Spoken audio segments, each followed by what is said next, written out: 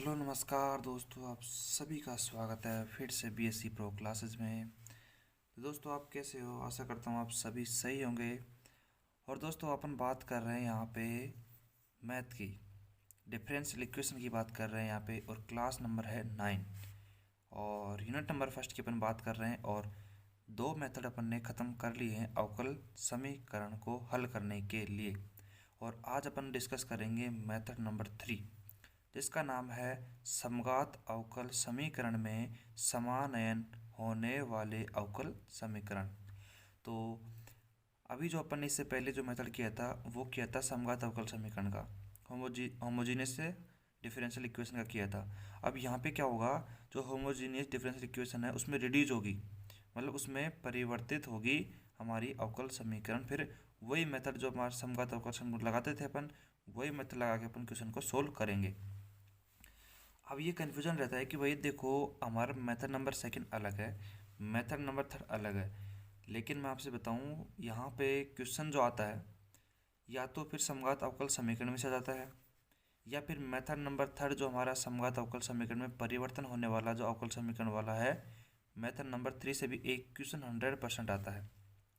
ठीक है, तो यहाँ पे एक क्वेश्चन तो हमारे पास समघात अवकल समीकरण से जाएगा, और एक क्वेश्चन आता है हमारा इस मेथड से समघात अवकल समीकरण में परिवर्तन होने वाले अवकल समीकरण। तो देखो, सबसे पहले तो हमें मेथड नंबर 3 को समझना पड़ेगा कि आखिरकार समघात अवकल समीकरण में समानयन होने वाले जो अवकल समीकरण है उनको, उनका पैटर्न कैसे होता है, उनको अपन सोल्व कैसे करेंगे। तो सबसे पहले तो अपन बात करते हैं इसके मेथड की। ठीक है, तो मेथड को सोल्व करने के लिए अपन क्या करना पड़ेगा, देखो सबसे पहले तो हमें जो इसका व्यापक रूप होता है, अपन बोलते हैं इसका मतलब मैथमेटिकल रूप केवल मेथड 3 का। अब देखो, सबसे पहले अपन इसके मेथड की बात करेंगे, लेकिन एक मेरी बात ध्यान से सुनना। यहाँ पे अपन मेथड को सोल्व करेंगे, सही बात है, लेकिन थोड़ा सा पेशेंस रखना। देखो, मेथड होता है ना, वो अपने आप में मतलब पहले से सोल्व होता है वो, ठीक है। उसमें अपन कुछ भी बदलाव नहीं कर सकते, जैसा पैटर्न मेथड का होगा वैसा अपन को करना पड़ेगा। लेकिन आप मेथड को ध्यान से देखना, उसको समझना ध्यान से। फिर उसके बाद में अपन क्या करेंगे, उस मेथड की सहायता से जो एक क्वेश्चन सोल्व करेंगे ना, फिर उस क्वेश्चन की सहायता से आपका जो मेथड है वो बिल्कुल 100% क्लियर हो जाएगा। जो आपके डाउट रहते हैं यहाँ पे मेथड में, उसको थोड़ा सा देख लेना आप ध्यान से। फिर वो जो अपन क्वेश्चन करेंगे, फर्स्ट क्वेश्चन करेंगे इस मेथड का फर्स्ट का, तो आप वहाँ पे देखना आपके सारे डाउट क्लियर हो जाएंगे। तो वेरी वेरी इंपॉर्टेंट है, मैंने आपको बता दिया है, यहाँ से एक क्वेश्चन आता है 100%। ये समघात अवकल समीकरण जो सामान्य होने वाले अवकल समीकरण है नहीं, ये अपने पास मेथड नंबर जो सेकंड है होमोजीनियस वाला, उससे भी इम्पोर्टेंट है। अब आप देख लो ये, ठीक है। यानी कि वहाँ अगर ये आ गया क्वेश्चन तो वहाँ से आने के चांसेस कम ही लगते हैं मेरे को, तो क्योंकि ये जितना इम्पोर्टेंट है वो इतना इम्पोर्टेंट नहीं है। ठीक है, तो इसको तो अपन दिखा देते हैं थोड़ा सा ना, समघात अवकल समीकरण सामने। तो यहाँ पे देख लीजिए अपन, अब इसका मेथड करेंगे अपन सोल्व। तो इसका मेथड देखो काफ़ी अच्छा है। और यहाँ पे देखो अपन बात करते हैं हमारे जो समघात अवकल समीकरण में समान n होने वाले अवकल समीकरण है मेथड नंबर 3, इसका पैटर्न कैसा रहता है, यहाँ पे क्वेश्चन हमें कैसे मिलता है।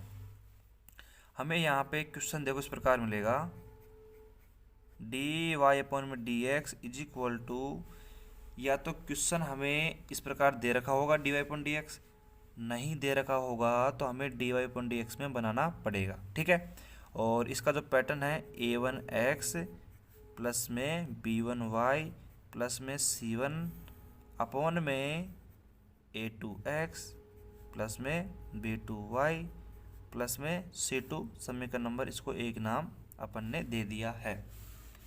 सही बात है कि नहीं है? तो ये तो रहा मेथड का पैटर्न कि हमें क्वेश्चन में D Y upon D X बनाने के बाद में हमें इस प्रकार की इक्वेशन मिलेगी क्वेश्चन के अंतर्गत। तो आपको दूर से ही दिख जाएगी कि वो होमोजीनियस में रिड्यूसिबल है हमारी इक्वेशन, दूर से दिख जाएगी आपको ये। इसके बाद में आपको क्या करना है, हमारे पास यहाँ पे दो केस बनेंगे। केस नंबर फर्स्ट का अपना अलग मेथड होगा, केस नंबर सेकंड का अपना अलग मेथड रहेगा। अब देख सकते हो दो मेथड आएंगे इसी मेथड के अंतर्गत। तो यहाँ पे देखो अपन सबसे पहले केस नंबर फर्स्ट की बात करते हैं।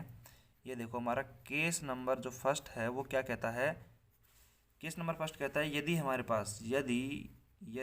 पास A1/A2 बराबर है किसके, B1/B2 के। तो यदि A1/A2 बराबर है B1/B2 के, तो आप बताइए यहाँ पे कि क्या कंडीशन रहेगी। समीकरण नंबर 1 में इस वैल्यू को अपन पुट करेंगे जब हमारे पास A1/A2 और B1/B2 रहेगा तो। ठीक है, तो देखो ध्यान से देखना, ये तो बात कर रहे हैं अपन केस नंबर फर्स्ट की, और केस नंबर सेकंड इसी की अंतर्गत पढ़ेंगे, लेकिन वो बाद में पढ़ेंगे अपन। पहले केस नंबर फर्स्ट से जो पैटर्न अपना बनेगा उससे क्वेश्चन सॉल्व करेंगे, फिर उसके बाद में केस नंबर सेकंड में यानी A1/A2 बराबर नहीं है B1/B2 के, वो अपना मेथड सेकंड चलेगा, इसी की अंतर्गत केस सेकंड चलेगा। कहने का मतलब ये है। अब इसमें क्या करना पड़ेगा, अब आपको दिख गया यहाँ पे A1/A2 है, B1/B2 है, आपस में बराबर है। तो यहाँ पे समीकरण एक में देखो अपन यहाँ पे देखो तब क्या करते हैं, ध्यान से देखना, तब हमारे पास जो A1x ऊपर है प्लस में B1y प्लस में C1 को तो आप छोड़ दीजिए क्योंकि वो तो कांस्टेंट है। तो यहाँ पे A1x प्लस B1y है हमारे पास, तो देखो A1 की जगह क्या रख सकते हैं, अपन A1 की जगह अपन A2 रख सकते हैं, ठीक है, और B1 की जगह अपन B2 रख सकते हैं, आपस में बराबर है ये। ठीक है, कोई दिक्कत थोड़ी है। तो इस प्रकार हम आराम से इसको सोल्व कर सकते हैं। अर्थात हम देखो क्या कर सकते हैं, देखो यहाँ पे देखना ध्यान से, अपन ने क्या कर दिया, अपन ने कर दिया A2x कर दिया प्लस में B2y कर दिया। समझना मेथड है ये, इसमें आपको 100 में से 50% ही समझ में आएगा, लेकिन जब इसका क्वेश्चन करेंगे अपन, पहला क्वेश्चन आपको 100% समझ में आ जाएगा। जब अपन यहाँ पे इसको करते हैं A1/A2 बराबर B1/B2 करते हैं, तो आपको क्या मिलेगा यहाँ पे A1x प्लस में B1y। इसको अपन ने A2x प्लस B2y में बदल दिया, लेकिन जब इसको अपन बदलेंगे तो हमारे पास एक ऐसी संख्या आएगी जो दोनों के अंदर कॉमन रहेगी। कुछ समझ में आया? एक ऐसी संख्या हमारे पास रहेगी जो हमारे पास क्या आएगी, इन दोनों में से कुछ कॉमन लेंगे अपन, ठीक है। और देखो कैसा बन गया, क्या बन गया हमारे पास, आप ध्यान से देखने की कोशिश करना। यहाँ पे देखो अपन ये समीकरण नंबर, इसको क्या है, समीकरण नंबर तो इसको अपन कुछ भी नहीं देते हैं। तो यहाँ पे देखो अपन समीकरण नंबर 1 की सहायता से अपन देखो समीकरण जो 1 है हमारी, उसमें इसकी वैल्यू रखते हैं, तो हमारे पास क्या आता है, देखो dy/dx इज इक्वल टू, यहाँ पे अपन बात करते हैं, देखो क्या आएगा, यहाँ पे आ जाएगा देखो m तो बना पूरा A2x प्लस में B2y प्लस में C1 में बात करते हैं हमारे पास A2x प्लस में B2y प्लस में C2। तो आप यहाँ पे थोड़ा सा ध्यान से देखो, तो देखो A2x प्लस में A2x प्लस में B2y, अंश और हर में हम देख सकते हैं एक संख्या हमारे पास ऐसी आ रही है जो ऊपर भी आ रही है और नीचे भी आ रही है। मतलब ये हमने ये क्यों बनाया, यहाँ पे A1/A2 B1/B2 बनाया है, तो हमने यहाँ पे क्या देखा है, यहाँ पे हमने देखा है कि हमें यहाँ पे एक संख्या ऐसी मिल गई जो हमने कॉमन ले ली, इसमें से आएगी ये सवाल में समझेंगे अपन। ये अब इसका पैटर्न है, यहाँ पे एक संख्या ऐसी आएगी जो इसमें कॉमन आएगी। कॉमन आने के बाद में क्या होगा, हमारे पास अंश अपॉन में हर में दोनों क्या आएगी, एक सेम राशि हमें ऐसी मिलेगी जो समान रहेगी। आप देख सकते हो अंश में और हर में दोनों ये समान है।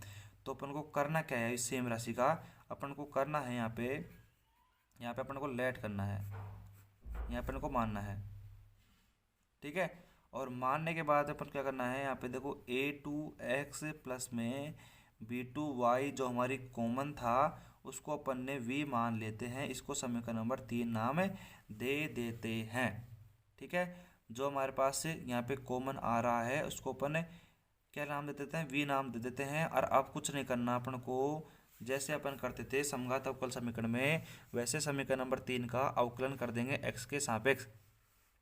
तो यहाँ पे लिख देता हूँ मैं समीकरण 3 का अवकलन करने पर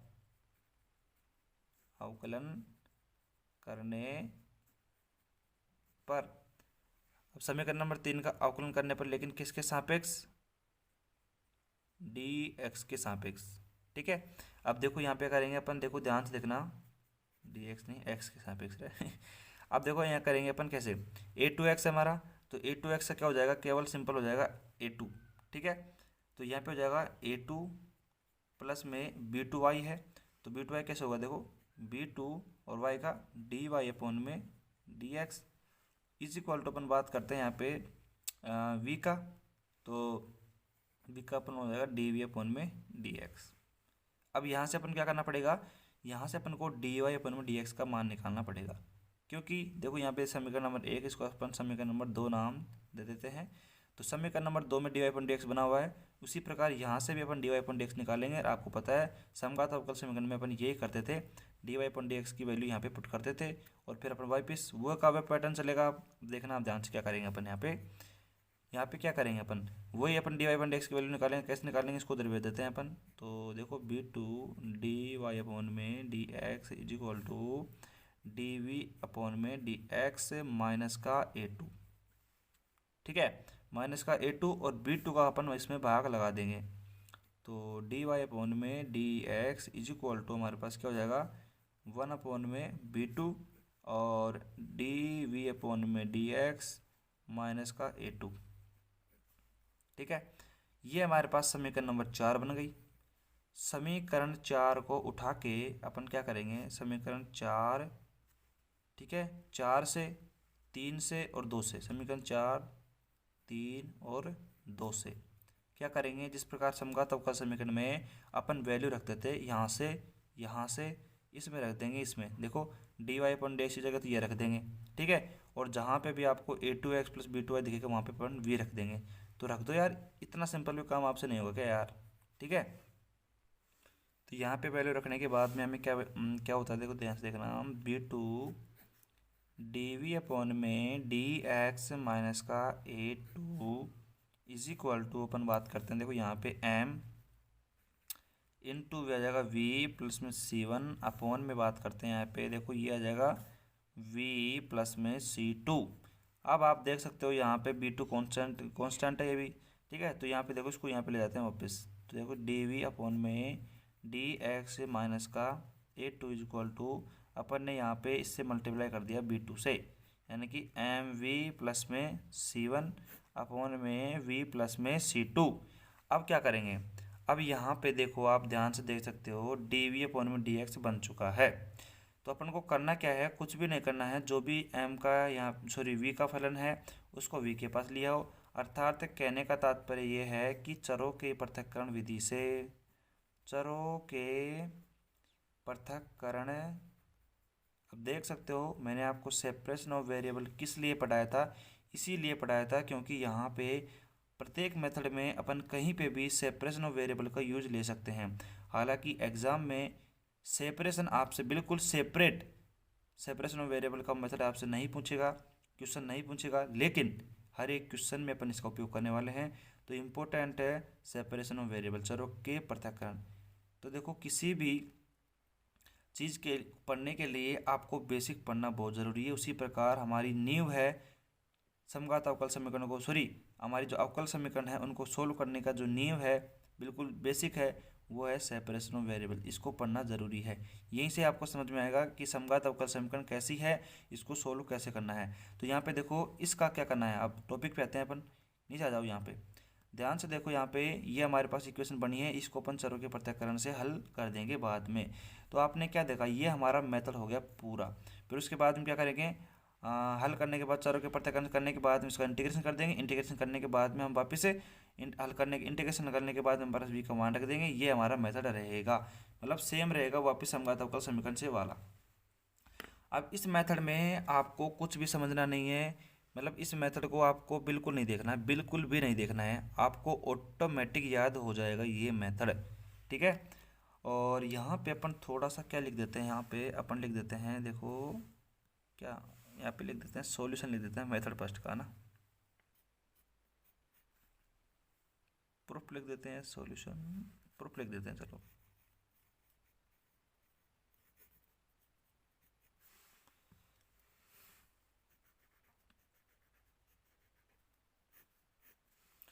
ठीक है। तो ये था हमारा मेथड का प्रूफ, इस प्रकार हमारा मेथड चलेगा।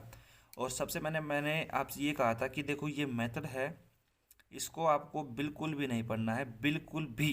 बस आपको ये ध्यान में रखना है अपन को करना क्या है। एक बार पता चल जाए, बस एक क्वेश्चन में हमें पता चल जाए हमें करना क्या है, बाकी इस मेथड को फेंक दो फिर कचरे के डब्बे में। उसके बाद में अपन इसका कुछ भी उपयोग नहीं करेंगे, अपन को पता चल जाएगा अपन को करना क्या है, फिर भूल जाओ इसको, अपने आप ये मेथड अपने आप को पूरा रट जाएगा। आप देख सकते हो समघात अवकल समीकरण का जो मेथड था मैंने आपको करवाया था, वो किसी को याद नहीं होगा, ये गारंटी है मेरी। लेकिन उसका जो मेथड है, उसका जो पैटर्न है, हर एक क्वेश्चन में अपन कैसे अप्लाई करते हैं, कैसे क्या करते हैं, वो सभी को पता है। तो बस अपन को उसी से काम है, बाकी मेथड से अपन को कुछ भी काम नहीं है। और अगर मान लो बाई चांस मेथड एग्जाम में आ भी जाता है तो क्या फ़र्क पड़ता है बताओ। इसमें अपन को करना क्या है, यदि हम क्वेश्चंस कर लेंगे, वहाँ पे प्रैक्टिस कर लेंगे, तो आप ये बताओ कि यहाँ पे हमें इसमें करने में क्या दिक्कत आएगी। सही बात है कि नहीं है। अब चलते हैं इसके क्वेश्चन नंबर फर्स्ट पे। क्वेश्चन नंबर फर्स्ट को थोड़ा सा ध्यान से समझने की कोशिश करना, क्योंकि मेथड 3 का वो फर्स्ट क्वेश्चन है। मतलब वहाँ पे अपन को शानदार लॉजिक दूंगा, एक एक मतलब यहाँ पे आप देख सकते हो कि डिफरेंशियल इक्वेशन में आपको 1% ऐसा नहीं लगेगा कि हम कोई बोरिंग सब्जेक्ट पढ़ रहे हैं। ये मान लो इतना इंटरेस्टेड सब्जेक्ट है ये, ठीक है। क्योंकि यहाँ पे चलते हैं क्वेश्चंस और सोल्व करने में मज़ा आता है शानदार, ठीक है।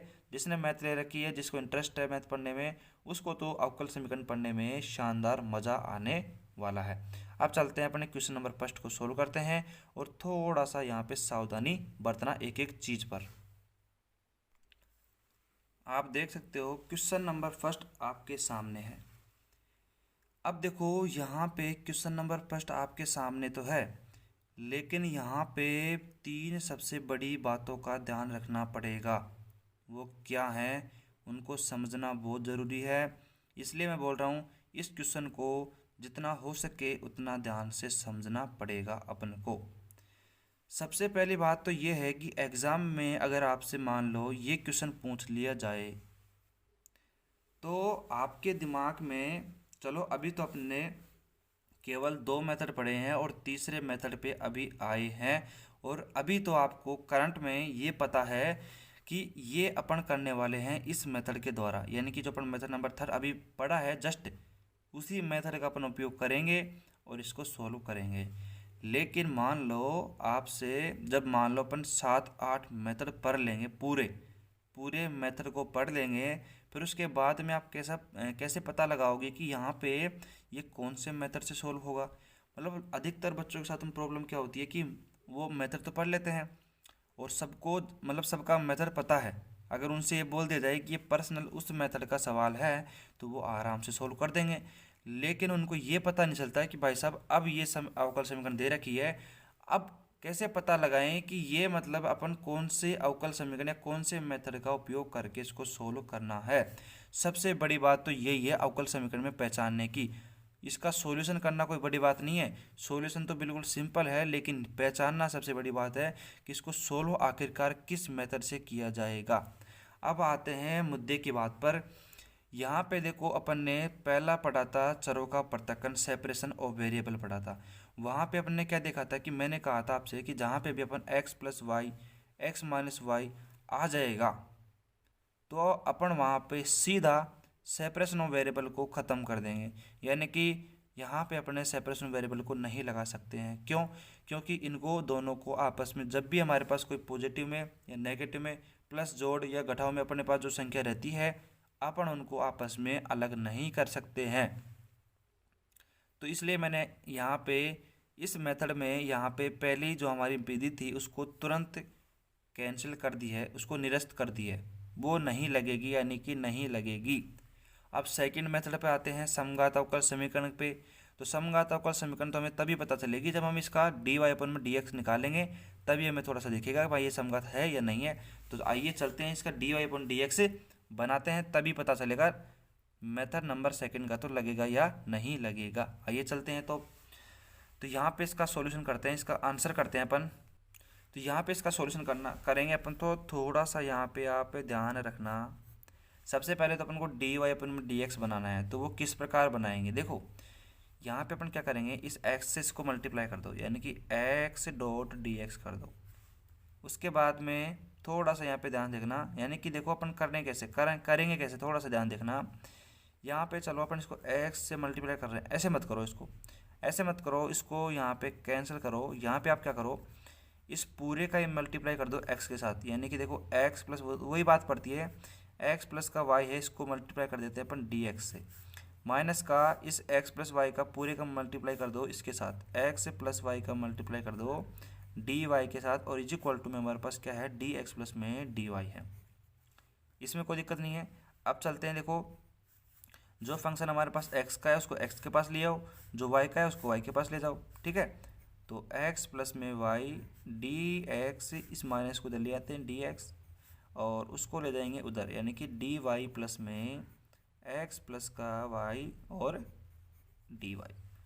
अब देखो अपन को करना क्या है, यहाँ से एक्स कॉमन ले लेते हैं, ठीक है।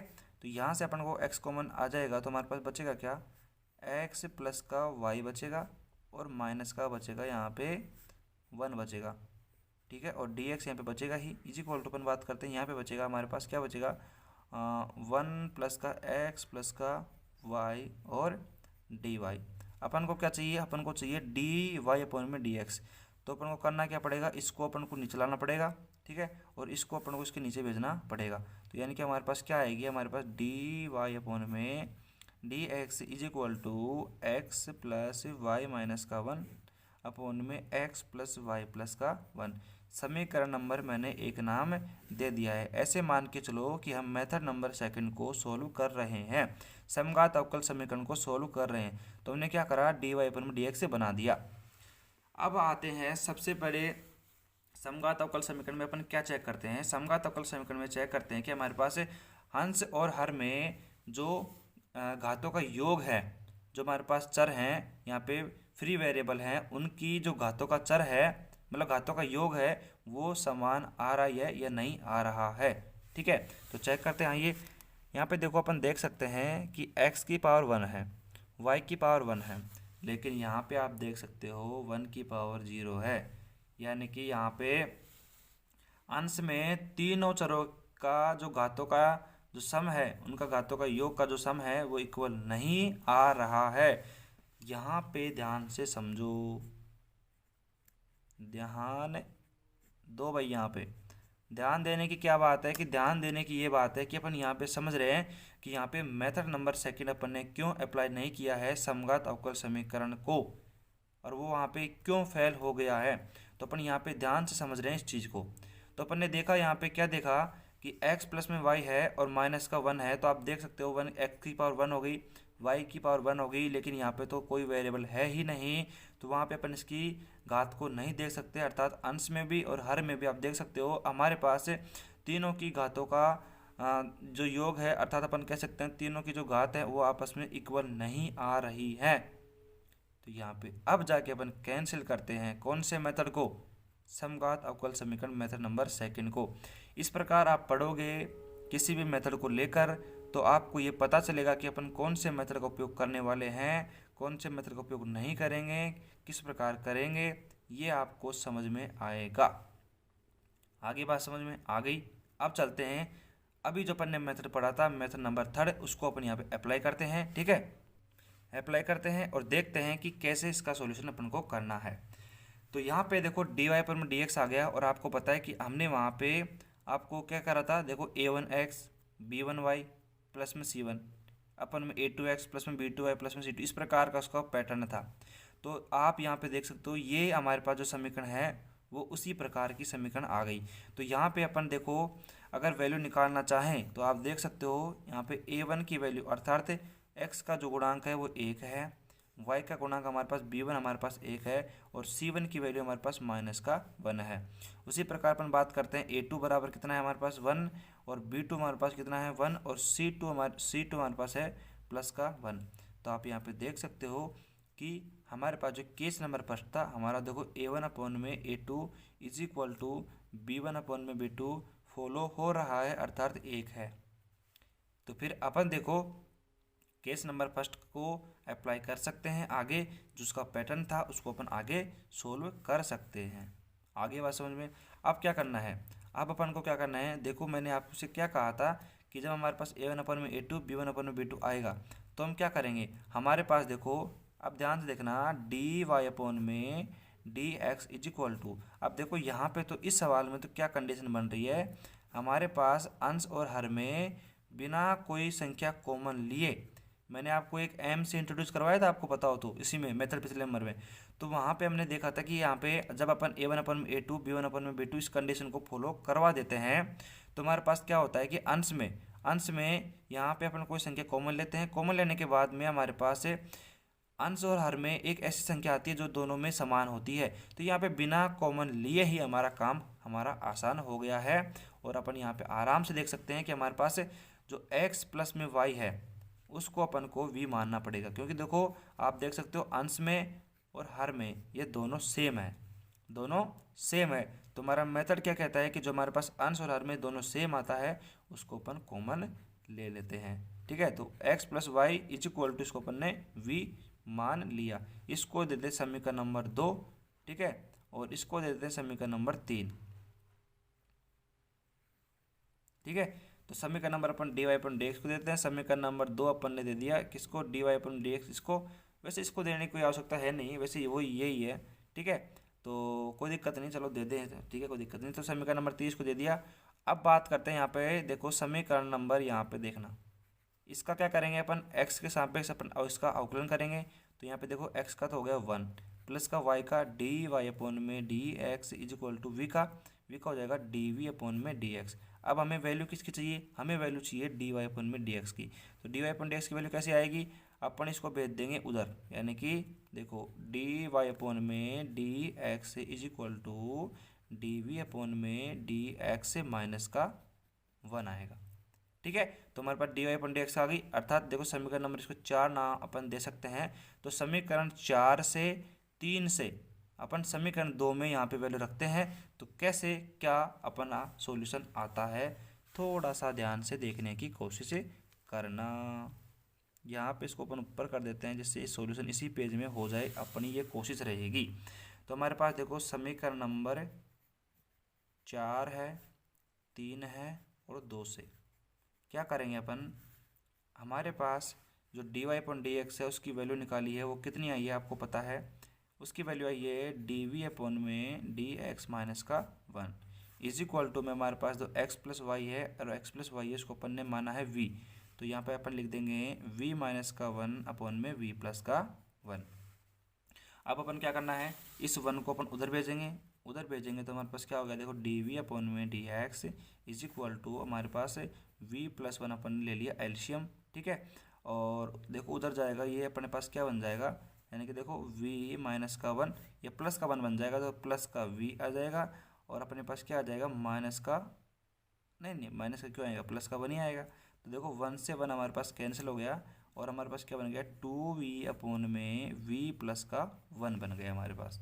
कोई दिक्कत थोड़ी है इसमें, कोई भी दिक्कत यहाँ पे नहीं होनी चाहिए। ठीक है, तो यहाँ पे अपन आगे सोल्व करते हैं इसको, तो यहाँ पे अपन आगे कैसे करेंगे, देखो ध्यान से देखना, हमारे पास आ गया डी वी अपॉन में D x is equal to 2v upon में v प्लस का 1।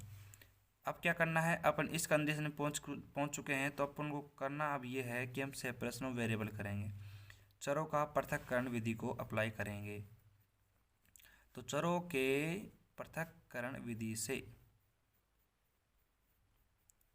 चरों के पृथक्करण से अपन क्या करेंगे, देखो ये हमारे पास हो जाएगा v प्लस का 1 अपॉन में 2v dot D V is equal to अपन बात करते हैं डी एक्स की।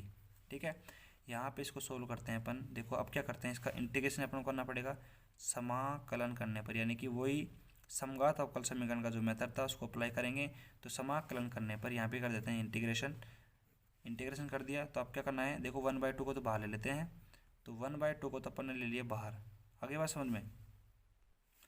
ठीक है, और उसके बाद में यहाँ पे क्या करा, देखो अपन ने देखो सिंपल डिवाइड कर देते हैं, यहाँ पे बचा क्या v बचा, तो v का v से करेंगे तो 1 आ जाएगा, 1 डॉट डी वी आ जाएगा, प्लस में वही 1/2 और यहाँ पे इंटीग्रेशन आएगा 1 अपॉन का v। आपसे मतलब पर्सनल डिवाइड कर दो, देखो 1/2 अपन ने बाहर ले लिया है, v का इस पे v से करेंगे तो 1 आ जाएगा, और अपन 1/v करेंगे तो 1/v आ जाएगा, डॉट हमारे पास क्या आ जाएगा डी वी आ जाएगा, और इज इक्वल टू बात करते हैं अपन इंटीग्रेशन हमारे पास क्या है डी एक्स है। ठीक है, अब देखो हमारे पास क्या वैल्यू आएगी, हमारे पास वैल्यू आएगी, देखो यहाँ पे अपन देख सकते हैं कि 1/2, और यहाँ पे अपन बात करते हैं 1 का आ जाएगा v, प्लस में 1/2 हमारे पास है, और यहाँ पे अपन बात करते हैं 1/v क्या हो जाएगा, log v हो जाएगा। और इक्वल टू हम बात करते हैं, यहाँ पे देखो 1 बात कर लेते हैं, तो dx के सापेक्ष 1 कितना हो जाएगा, x हो जाएगा, और प्लस में हमारे पास c है ही। अब क्या करना है, अपन को केवल पुट करना है वैल्यू v, हमारे पास कितना था, v हमने माना था, आप देख सकते हो यहाँ पे x प्लस का y अपन ने माना था। तो यहाँ पे अपन समीकरण जो हमारे पास ये आया है, इस समीकरण में अपन ने 1/2 x प्लस में y प्लस में 1/2, ठीक है, और क्या करेंगे, हमारे पास log x प्लस का y इज इक्वल टू अपन बात करते हैं x प्लस में c। और यहाँ पे देखो अपन थोड़ा सा सॉल्यूशन और कर सकते हैं, कैसे, यहाँ पे log में 1/2 है, इसको ऊपर ले जा सकते हैं अपन। तो यानी कि देखो अपन करेंगे x प्लस y/2, ठीक है, प्लस में हमारे पास क्या हो जाएगा, log x प्लस y का स्क्वायर, ठीक है, स्क्वायर नहीं आएगा, 1/2 आएगा 1/2 is equal to x plus में सी। तो इस प्रकार देखो हम आंसर इसका कर देंगे। तो मेरे को एक बात बताओ, इस सवाल में ऐसी कौन सी चीज़ थी जो आपको समझ में नहीं आई। मेरे हिसाब से तो ऐसी कोई सी चीज़ नहीं होनी चाहिए जहाँ पे समझ में आपको कहीं भी दिक्कत होगी। बस आपको क्या करना है, पहला क्वेश्चन था हमारा इस मेथड नंबर 3 का, तो बस आपको समझने की बात यहाँ पे ये है कि जो पैटर्न है हमारा क्वेश्चन करने का, उसको आप समझो एक बार। फिर एक बार अपन इसका रिवीजन कर देते हैं थोड़ा सा, क्योंकि क्वेश्चन नंबर फर्स्ट है ना, तो क्वेश्चन नंबर सेकंड को तो अपन करेंगे धुआंधार, और क्वेश्चन नंबर फर्स्ट को समझ लेते हैं धीरे धीरे। अब क्या करा था अपन ने, यहाँ पे ये हमारे पास इक्वेशन थी, इसको अपन ने क्या करा, अपन ने dy/dx में बदला, ठीक है, कैसे भी करो आप इसको dy/dx में बदलो। फिर उसके बाद में आप चेक करो कि हमारे पास मेथड फर्स्ट और मेथड सेकंड क्यों फेल हो गए। तो यहाँ पे आप देख सकते हो, मेथड फर्स्ट तो अपने पास x प्लस वाई के कारण फेल हो गया, और मेथड सेकंड हो गया हमारे पास थे, हमारे पास तीनों जो चर हैं उनके मतलब यहाँ पे तो एक चर मौजूद है नहीं, और उसकी घात हमारे पास कितने, 0 है। तो हमारे पास तीनों यानी कि अंश और हर में हमारे पास क्या आना चाहिए, जो घातों का योग आना चाहिए वो इक्वल आना चाहिए, जो कि हमारे पास नहीं आ रहा। तो देखो हम मेथड नंबर 3 का उपयोग करेंगे। फिर वो पैटर्न हमारे पास क्या है, a1x प्लस b1y माइनस का c1 प्लस का c1, और अपन में a2x प्लस में b2y प्लस में c2। तो उस पैटर्न से अपन क्या करेंगे, a1 a2 b1 b2 c1 c2 का मान निकालेंगे। तो यहाँ पे देखो केस नंबर फर्स्ट की अपन बात करते हैं, हमने पैटर्न यहाँ पे अपन ने कंडीशन देखी थी कि हमारे पास a1/a2 बराबर b1/b2 हो, तो अपन यहाँ पे इस मेथड का उपयोग करेंगे। तो हमने क्या देखा, dy/dx बनाया हमने, तो अंश और हर में एक ऐसी संख्या आएगी जो हमारे पास ऊपर और नीचे दोनों पे कॉमन आएगी, ठीक है। यहाँ पे अपन ने एक m से संख्या से इंट्रोड्यूस करवाया था, यानी कि m संख्या से, जो कि हमने कहा था कि अपन ने अंश में से कुछ कॉमन लेंगे हमारे पास, तो हमारे पास इक्वल बनेगा। लेकिन यहाँ पे देखो अपन मान सकते हैं, वैसे अगर जो m की जो अपन बात कर रहे हैं उसको 1 मान सकते हैं, क्योंकि हमने 1 कॉमन ले लिया यहाँ से, और हमारे पास क्या बन गया, x प्लस वाई और x प्लस का y बन गया हमारे पास। तो जो बन गया हमारे पास उसको अपन ले लेते हैं v मान लेते हैं उसको, और उसको v मानने के बाद में आप देख सकते हो, क्या देख सकते हो कि हमारे पास ये बन जाएगा dy/dx is equal to dv/dx minus का 1 बन जाएगा। समीकरण नंबर 4 आ गया। समीकरण नंबर फिर देखो 1 2 3, यानी कि 1 2 3 नहीं 3 2 4 से कर देंगे अपन, यहाँ पे वैल्यू पुट कर देंगे। वैल्यू पुट करने के बाद में वही जो समघात अवकल समीकरण में करते आए हैं, बिल्कुल वही चरों का पृथक्करण करेंगे, चरों का पृथक्करण में इंटीग्रेशन करेंगे और इसको सोल्व कर देंगे। बताओ इसमें क्या दिक्कत है, सिंपल है बिल्कुल, ठीक है, बिल्कुल शानदार सवाल है एकदम, आपको कहीं भी दिक्कत नहीं आने वाली है, ऐसे सवालों में आपको कहीं भी दिक्कत नहीं आने वाली है, ये अपना दावा रहेगा। एक क्वेश्चन को अपन ने समझ लिया बिल्कुल शानदार तरीके से। आप चलते हैं, इसका मेथड आपको रट जाएगा, बस इसको आपको याद नहीं करना, इस मेथड को बस आपको ध्यान कहाँ देना है। मैं बार बार बोलता हूँ हर एक क्वेश्चन में कि आपको अवकल समीकरण के जो सवाल हैं उनमें आपको ध्यान कहाँ लगाना है, ध्यान कहाँ पे देना है। तो अपन को ध्यान देना है केवल और केवल उसके मेथड पर और उसके इंटीग्रेशन पर, बाकी अपन को कुछ भी नहीं करना इसमें। देखो ये जो कैलकुलेशन है ना, ये चरों का पृथक्करण है, ये है, ये तो कचरा कैलकुलेशन है, ये तो अपन को रट जाएगी ऐसे ही, जो अपन सवाल करेंगे ना उन सब में रट जाएगी ये वाली। तो अब चलते हैं और अब रफ्तार पकड़ते हैं थोड़ी सी। अपन देखो 35 मिनट की वीडियो हो चुकी है अपनी, और उसमें अपन ने केवल एक मेथड समझा है और ये अपन ने एक सवाल किया है। तो अपन इसकी तुलना 35 मिनट से ना करके अपन इसकी तुलना 4 नंबर से करें तो कितना अच्छा रहेगा। कि मान लो ये 4 नंबर का सवाल ये अपने एग्जाम में आ जाए तो कितना अच्छा रहे। अब देख लो आप, अपन ने अब फिर अपन क्या कहेंगे, फिर कहेंगे मात्र 35 मिनट में अपन ने 4 नंबर पक्के कर लिए। आगे बात समझ में, तो ये समझ लो कि 4 नंबर आपके पक्के हो चुके हैं। समघात अवकल समीकरण आपने समझ लिया है, और समघात अवकल समीकरण में जो परिवर्तन होने वाले जो हमारे समीकरण हैं, दोनों मेथडों को आपने पक्का कर लिया तो समझो 4 नंबर जेब में रख लिए। अब देखना नंबर पक्के होना स्टार्ट हो गए हैं। तो देखो 2 नंबर तो हमने शुरू में पक्के कर लिए थे, ऑर्डर एवं उससे घात एवं कोटि से। हमारी जो कोटि थी और घात थी, ऑर्डर और डिग्री से, ऑर्डर और डिग्री से हमने 2 नंबर पक्के कर लिए। उसके बाद में हमने यहाँ पे 4 नंबर और पक्के होने वाले हैं, बस 2 दिन की बात हो रही है शायद, क्योंकि ये मेथड अपने पास आज खत्म हो जाएगा। ठीक है, उसके बाद में इसी का जो सेकंड है, यानी कि अपना समघात अवकल समीकरण का जो सेकंड केस है, यानी कि a1/a2 बराबर नहीं है b1/b2, उसको करेंगे, उसको समझेंगे। उसमें क्या करेंगे भाई, फिर उसके बाद में उसको समझने के बाद में वो थोड़ा और भी डिफिकल्ट पड़ता है भाई। डिफिकल्ट का मतलब क्या है, उसमें थोड़ी सी कैलकुलेशन और भी थोड़ी अच्छी है, बस उसका फिर वो उसको समझेंगे, उसके 2 क्वेश्चन करेंगे, 2 4 5 क्वेश्चन करेंगे। फिर उसके बाद में जितने भी मेथड अपने आएंगे वो बिल्कुल सारे सिंपल मेथड हैं, और आपको मज़ा आएगा आगे के जो मेथड हैं। मतलब आगे के जो मेथड हैं उनमें अपन क्या है, थोड़ी सी कैलकुलेशन छोटी हो जाएगी, ये बस ये कहने का मतलब ये है। ठीक है, कैलकुलेशन हो जाएगी थोड़ी सी छोटी। अब चलते हैं, इसको तो कर दें बंद और करते हैं सेकेंड क्वेश्चन को स्टार्ट। समीकरण 2 आपके सामने है, देखते हैं आखिरकार ये सवाल कैसा रहेगा। मेथड अपन ने समझ लिया है, कुछ भी नहीं करना है, मेथड बिल्कुल सिंपल है, बिल्कुल ही सिंपल है, ये मान लो आप। ठीक है, तो देखो आप ध्यान से देखना यहाँ पे। तो अपन इसमें क्या करेंगे, सबसे पहले तो अपन डी वाई अपन डी एक्स बनाएंगे, कुछ भी नहीं करेंगे, सबसे पहले बनाएंगे डी वाई अपन में डी एक्स। तो सबसे पहले डी वाई अपन डी एक्स बनाते हैं, और अपन कुछ भी नहीं करेंगे। तो देखो सबसे पहले अपन डी वाई अपन डी एक्स कैसे बनाएंगे, देखो डी वाई अपन डी एक्स आपको दिख रहा होगा साफ साफ, इसको अपन ले जाएंगे उधर, ले जाओ उधर, और फिर एक्स को ले आओ बटे में, इसको भेज दो इसके बटे में। सही बात है कि नहीं है, आगे बात समझ में, बिल्कुल कोई दिक्कत नहीं होनी चाहिए मेरे हिसाब से तो।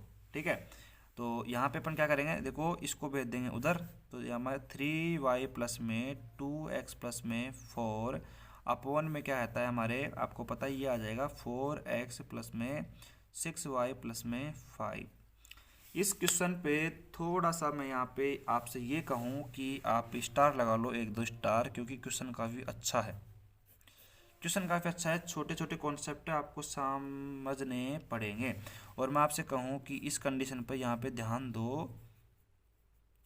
तो ध्यान देने की बात क्या है, आपको यहाँ पे ध्यान देने की बात ये है कि बच्चे यहाँ पे गलती कर जाते हैं, और वो क्या होती है कि यहाँ पे देखो आपको ऑर्डर है हमारा, देखो 3y प्लस में 2x प्लस में 4 दे रखा है, और आपको पता है कि हमारे पास जो इक्वेशन होती है, मैं इसके बराबर लिख देता हूँ। देखो a1x प्लस में b1y प्लस में c1 होती है, अपॉन में हमारे पास क्या होती है a2x प्लस में b2y प्लस में c2 होती है।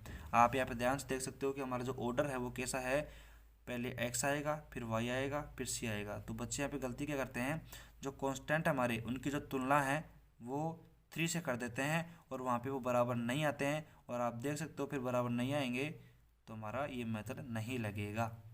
तो यहाँ पे गलती नहीं करनी है, अपन को ध्यान देने की बात है, मैंने आपको समझा दी है बस, उस पर इसके अलावा कुछ भी नहीं है। आगे चलते हैं, फटाफट चलते हैं। D Y upon D x is equal to, देखो यहाँ पे 2x प्लस में 3y प्लस में 4 हो जाएगा, अपॉन में देखो 4x प्लस में 6y प्लस में 5 हो जाएगा। क्या करेंगे अपन, वही हमारे पास देखो a1 बराबर कितना है 2 है, b1 बराबर कितना है 3 है, और c1 बराबर कितना है 4 है, a2 बराबर कितना है 4 है, और b2 बराबर कितना है 6 है, और c2 बराबर कितना है 5 है।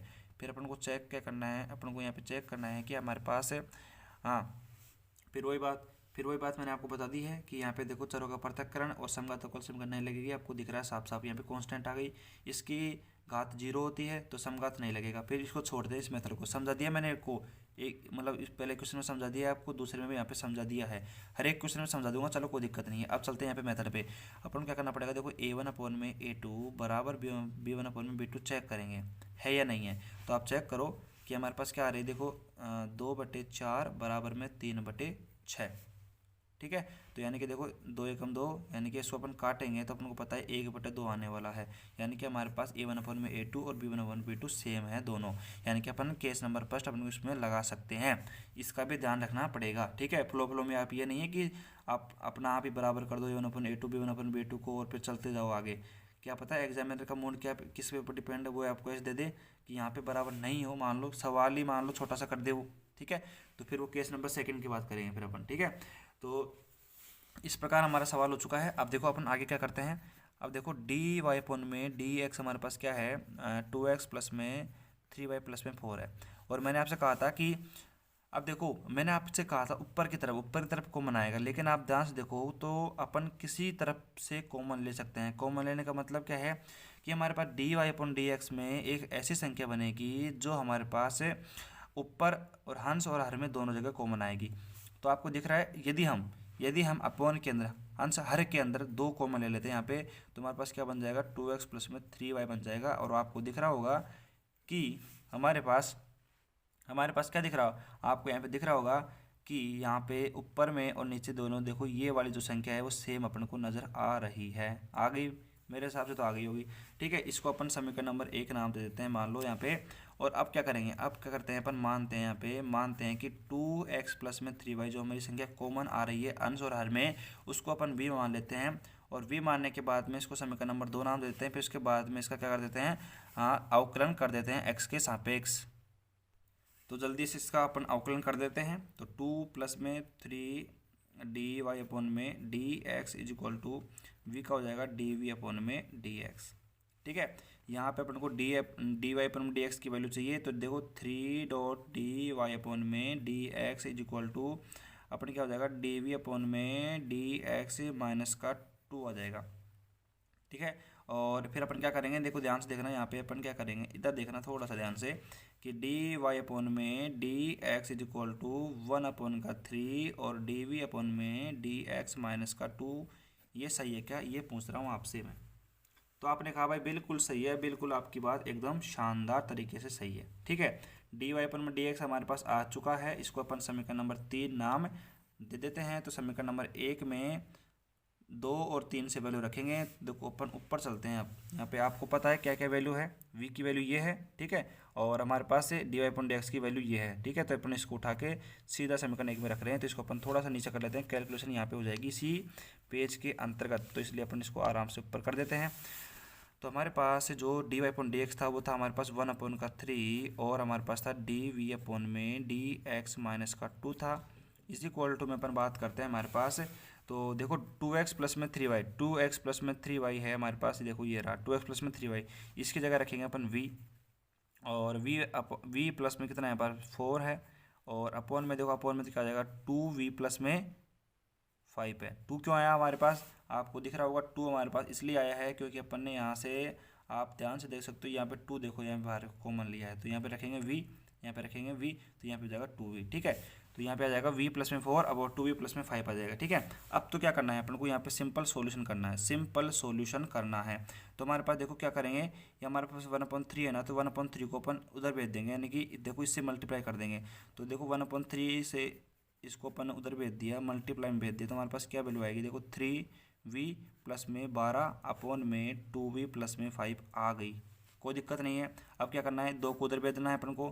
तो 2 को उधर भेज दो भाई, डी वी अपॉन में D x is equal to हमारे पास एलसीएम आ जाएगा 2v प्लस में 5 और हमारे पास क्या आ जाएगा, देखो यहाँ पे 3v प्लस में 12, ठीक है। तो यहाँ पे आप आराम से देख सकते हो हम क्या कर सकते हैं, यहाँ पे प्लस का 2 आएगा, तो प्लस का कितना हो जाएगा 4v प्लस में कितना हो जाएगा 5 दूनी 10 हो जाएगा। ये हमारे पास हो जाएगी कैलकुलेशन। इसको सोल्व करो भाई, 4 और 3 कितना हो जाएगी 7 और फिर इधर हो जाएगा 22। तो यहाँ पे बनेगा 7v प्लस में 22 अपॉन में बनेगा 2v प्लस में 5 और हमारे पास क्या बन जाएगा dv अपॉन में dx बन जाएगा। अब क्या करना है, चरों का पृथक्करण करो भाई। चरों का पृथक्करण करने पर तो चरों का पृथक्करण करेगा तो आपको पता है कि यहाँ पे क्या हो जाएगा कि ये जो संख्या है वो चल जाएगी हमारे पास किसके v के पास। तो यहाँ पे देखो ध्यान से देखना, तो 2v प्लस में 5 है अपॉन में 7v प्लस में 22 इंटू डी वी हो जाएगा इज इक्वल टू हमारे पास हो जाएगा dx, ठीक है। तो ये हमारे पास आ जाएगी संख्या। अब देखो अपन करना क्या है, यहाँ पे केवल इंटीग्रेशन करना है समाकलन करने पर, ठीक है। तो देखो इंटीग्रेशन अपन यहाँ पे लगा दिया और अब देखो सबसे बड़ी बात है यहाँ पे, अगर मैं यहाँ पे लिखना चाहूँ, देखो ध्यान से देखना, यहाँ पे इसी इंटीग्रेशन पे मैं अगर स्टार लगा दूँ 2 4 5, तो कोई फर्क नहीं पड़ेगा। क्यों? क्योंकि इंटीग्रेशन इतना अच्छा है, क्योंकि देखो यहाँ पे 2b+5 है, आप लगा लो, आपकी जो इच्छा है वो फॉर्मूला लगा लो, मैं देखता हूँ। आप 2 मिनट का मैं समझ देता हूँ, वीडियो को पॉज कर लो आप, और आपका समय मिलता है कि आप देख लो इसका इंटीग्रेशन, आप सोच सकते हो ना, वैसे सोच लो कि कैसे करेंगे कैसे करेंगे, आप बताइए। और जिसको पता है वो कमेंट करके बता दे कि हाँ भाई ये इस तरीके से आप अपने इंटीग्रेशन को सोल्व कर सकते हैं। फिर उसके बाद मैं करवाऊंगा। आप देखिए 2 मिनट का समय है, मैं करवा नहीं रहा, इसको देखे नहीं, मैंने जो करवा रहा हूँ उसको मन नहीं देखे। और बताइए पहले कि इसका इंटीग्रेशन कैसे करेंगे, बताओ पहले, फिर उसके बाद में तो मैं बता ही दूंगा, ठीक है? तो इसको दिमाग लगाओ पहले, देख कैसे करेंगे, कौन सा फॉर्मूला लगाएंगे, कैसे क्या करेंगे, देखो बताओ एक बार। तो लगा लिया दिमाग? तो लगा लिया कि दिमाग, बताओ सही बात। सब बताओ कि यहाँ पे किस किस ने इस सवाल को ईमानदारी से सोल्व करने की कोशिश करी है। और एक बात बताता हूँ आपको, जिन बच्चों ने ये सवाल कर लिया इंटीग्रेशन का, वो तो सबसे बढ़िया बात है, सबसे बढ़िया, उन सभी को तो शाबाश, ठीक है। लेकिन जो नहीं कर पाए हैं ना, वो निराश ना हो। क्यों? क्योंकि देखो, अपन को नेगेटिव होने की कोई आवश्यकता नहीं है। अगर अपन से कोई सवाल नहीं आता है ना, आप कंपैरिजन करते हो कि भाई इस बंदे ने ये सवाल कर दिया है और अपन से नहीं हुआ है, तो आप क्या है कि खुद को नेगेटिविटी में ना ले जाकर आप ये सोचो कि चलो कोई बात नहीं, अपन को ये सवाल नहीं आता है तो कोई बात नहीं, अपन इसको सीख लेंगे, सीख लेंगे और कुछ नया चीज़ आज अपन सीखेंगे, कुछ नई चीज़ अपन सीखेंगे। तो यानी कि उस बंदे को वो सवाल अगर आता है, ठीक है, सही बात है, लेकिन आपको ये सवाल नहीं आता, दोनों को साथ में कराया जा रहा है। अगर आपने अभी भी इस सवाल को नहीं समझा है उस नेगेटिविटी के चक्कर में, तो देख लो आप फिर मौका गवा दोगे फिर इसको सीखने का, ठीक है? तो किसी भी सवाल को नेगेटिविटी में ना लेकर, ठीक है, थोड़ी सी पॉजिटिविटी में लेकर, हाँ भाई ये सवाल नहीं आता कोई बात नहीं, अपने इसको आज अपन सीखेंगे, ठीक है, और आज इसको अपन प्रॉपर टाइम देने वाले हैं। तो देखो अब देखा आज इसके इंटीग्रेशन पर, और आपको बताया इसका इंटीग्रेशन अपन अगर नेक्स्ट पेज में करने वाले हैं, क्योंकि यहाँ पे नहीं होगा, ठीक है। तो यहाँ पे अपना ये नहीं होगा, इसको नेक्स्ट पेज में समझते हैं इसके इंटीग्रेशन को। शानदार इंटीग्रेशन है। इस प्रकार का इंटीग्रेशन आपको वैल्यू चेंज करके भी आ सकता है, तो आपको यहाँ पे इसको थोड़ा सा ध्यान से समझने की कोशिश करना। यहाँ पे आप देख सकते हो कि कोई फॉर्मूला अपना यहाँ पे अप्लाई नहीं हो रहा, ठीक है। यानी कि अपन देखो जो एफ डैश एक्स वाला फॉर्मूला लगाते थे, एफ डैश एक्स अपन में एफ एक्स वाला, वो भी यहाँ पे फॉर्मूला अप्लाई नहीं हो रहा है।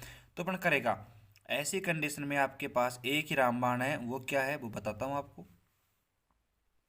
ऐसी कंडीशन में केवल एक ही उपाय आपके पास, क्या करो, हमारे पास जो संख्या दी हुई है ना, उस संख्या को अपन देखो 7v हमारे पास है, ठीक है, 7v।